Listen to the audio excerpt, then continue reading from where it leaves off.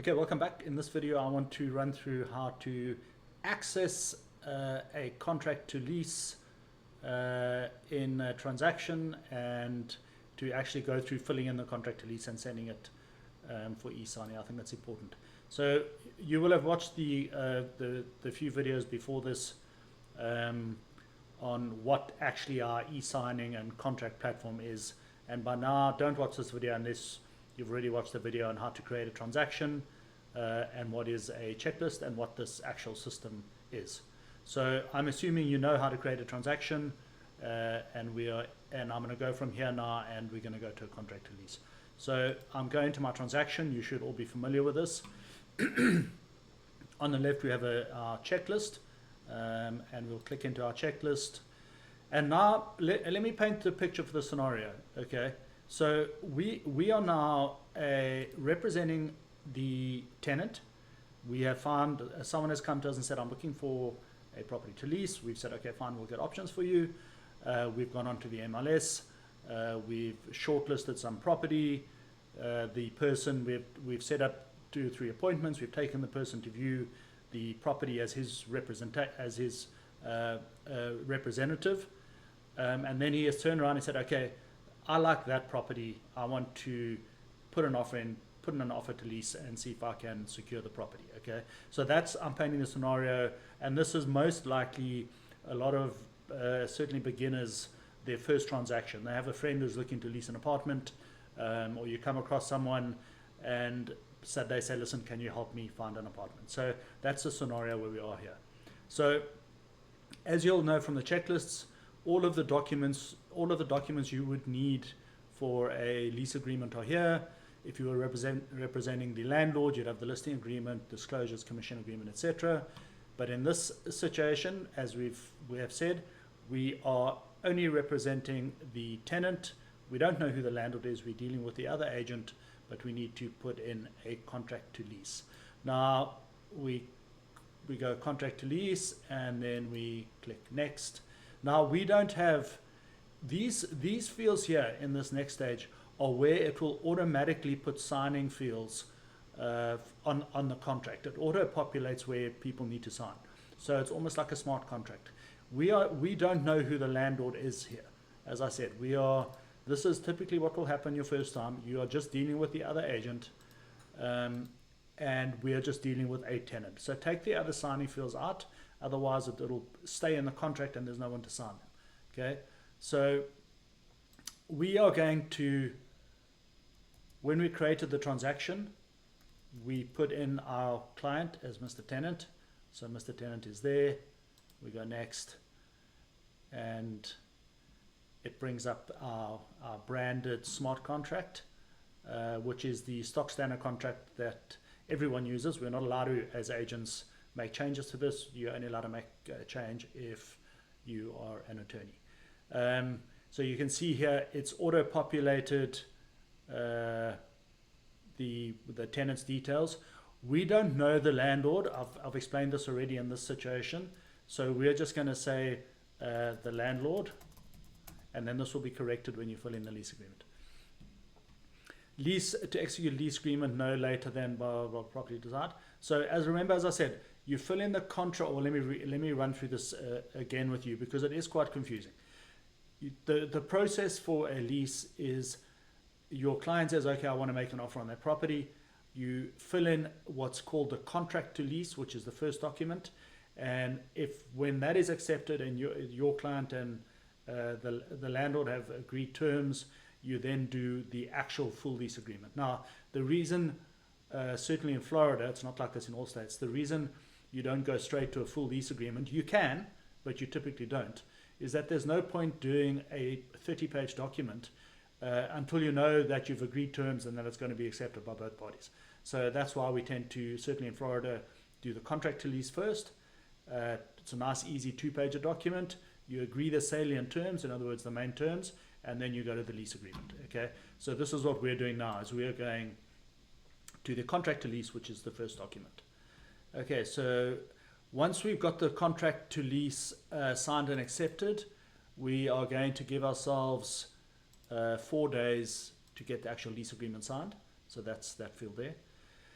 Number 2, deposit with intention of entering into lease with the landlord has paid, blah, blah, blah. So let's assume in this instance, because it all comes down to what the landlord is asking. So the landlord is asking for $3,000 first month, $3,000 last month, and $3,000 deposit. Now, with the lease agreement, you don't have to pay a deposit immediately, but it certainly makes it stronger.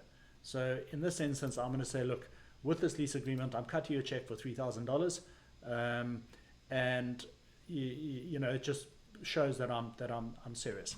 The address is auto-populated because we filled that in when we created the transaction. The property will be unfurnished or furnished. Click whatever it is. The property will be used only for residents and occupied 10 in the following persons. So if there are other people living in here, you would name them, and it's self-explanatory, really. Okay. The lease term will begin on, okay, let's say the lease term begins on the 1st of October and will end on, we're going to go all the way through to, yeah, it's going to end on the 31st of October 2026. So that's a nice, sorry, 31st of October 2026. It would be ending on the 30th of September 2026. That will make it a nice one-year lease.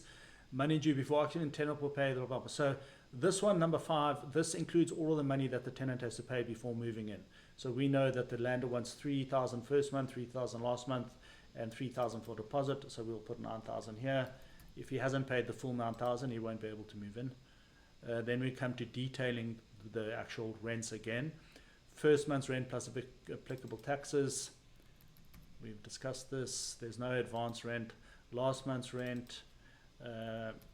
And bear in mind, for any lease over 6 months, there is no tax in Florida. And then here I'm putting in this $3,000 for deposit, which we discussed. Sometimes there's a deposit for the association. You would have spoken to the other agent about this. Let's just assume here that there's a $150 deposit for the association. Actually, sometimes it's more. Sometimes it's $1,000, just depends. Sometimes it's nothing. There could be other things here, like I'm going to buy 2 sofas that are in the property, due $1,000, whatever it is. Everything's going to be a little bit more different. Okay, paragraph 2, deposit will be credited as follows, check as applicable. So we are going to credit the deposit to security deposit. The reason this is here is because sometimes you pay a $6,000 deposit, for example, and you want it credited to the first month's rent of $3,000 and to the security deposit. But in this instance, we're just going to credit it to security deposit. And also bear in mind in these contracts that they are quite smart. If you leave things blank, it normally has a kind of fallback or go-to. So here, if left blank, deposit will credit to the first month's rent. Any remaining balance will credit to the amounts due in the following order, blah, blah, blah. Okay. Rent payment, taxes, charges. Tenant will pay total rent for the lease term. Now, this is the monthly rent times the lease period. So this is 3,000 times 12, so $36,000.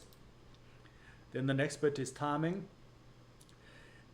Let's say you start in the middle of the month, and it would be in full over here on the 15th day of each month for the amount of $3,000. Typically, they normally start on the 1st of the month. So you just tick on the bottom, monthly. You don't need to even put anything here because it's the first day if left blank. And you can put in the monthly rental amount. It's pretty simple. Pets prohibited, smoking prohibited, obviously fill in whatever is the case. Utilities, tenant will pay for all utilities except in a lot of HOAs, the tenant doesn't pay water and cable, for example. Some you don't even pay electricity, it depends. So you just need to have the conversation with the other agent. It'll be listed in the MLS listing also normally. Maintenance, landlord will be responsible for repair of the property except for the standard thing the landlord is not liable for is AC filters and fire alarm batteries. The reason is you can't expect the landlord to come out to, you know, change batteries in a fire alarm. That's like the tenant's responsibility. Association approval. Now this is a big thing. Where applicable, the lease will be contingent on blah blah blah. Let's say there's the $150 deposit. Now association approval is everything. That's why the sooner you start it, the better. Here they're saying there's a application fee of $150 and normally the tenant pays, and association approval needs to be made by a certain date, right? So we've put this offer in on the 3rd of September, live as of today. We've got the lease agreement, the full lease agreement to be completed, if we go back up here, by the 8th of September. And once that is completed, you want to go straight to the HOA and do the application. So we're going to say, okay, the HOA is going to say we need 2 weeks. So we're going to go here. You'll see on the 8th is when the lease agreement's done. So we're going to say, okay, by the 22nd of September, this thing needs to be approved by the HOA. If it's not approved, the deal's going to fall through. The tenant will cancel or the landlord will cancel. The tenant can't move in unless it's approved by the HOA. And also, key to that point is when you put your offer in to the HOA, there'll be certain requirements which you will have predetermined from speaking to the other agent. You will need normally a credit score, you might need proof of income, you might need pay slips, you might need a criminal check, etc., etc. Okay, so that will go in with the application. So this one needs to be approved by September 2022, otherwise this deal could collapse. Additional terms, your attorney, this is if your attorney is going to make changes, that's not very common. The other things are just standard: service member status, click what is applicable. Then you come down to 16, you don't need to do anything for the other two.